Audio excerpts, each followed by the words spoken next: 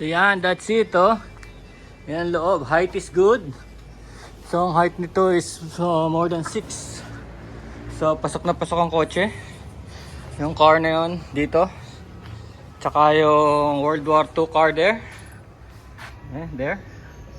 And this Mercedes.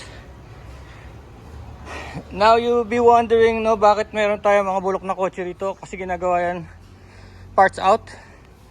Parts out. And lucrative siya pag nagbebenta ng mga parts out. Minsan bibilin lang namin yung mga car na yan 20, ganyan, 15, 5K.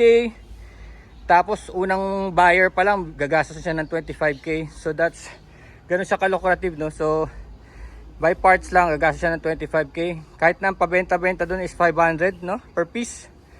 500 kasi yung mga kotse na yan, ano yan hard to find, wala na siyang pyesa. So dapat kung magpa-parts out kayo, maghanap din kayo ng mga vehicles na wala nang pyesa. Gaya ng Hyundai, Mercedes, and mga old cars, classic cars. Wala nang mga pyesa yan. So ito ang itsura niya. Ito yung C Parlin. Yan C Parlin, letter C, kaya matibay. Tapos ayun yung mga self-drilling nuts.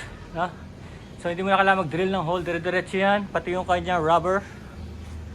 So yan, matibay yan. Kasi ginawa na namin yan doon sa harap. Is nag-last na rin ng more than 10 years. Wala nang problema. Ang problema pa nga, ang style pa nga sa harap kahoy. This time is steel. So yan. So actually pag tinignan nyo, marami nga nakakita. Parang bahay na. Yes. Pwede kang gumawa ng sarili mong bahay using this method. Kasi pag na-form mo na structure ng bahay mo, tuloy-tuloy na yun diba? Structure ng bahay or shed. Kasi dito, ano bang ginagawa dito? Kasi pagka tumindig na yung bahay mo, dito, ano bang ginagawa? Drywall. Di ba? C Parlin din ang gamit. C Parlin din. Yan.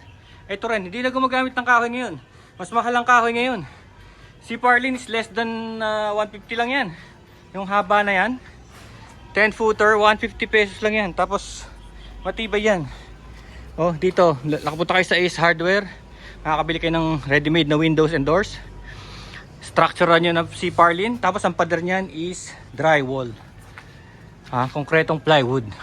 So yung bahay nyo, anti-anay, anti-bukbok. Kasi yung mga nabibiling mga ano ngayon, windows and doors ay made of plastic.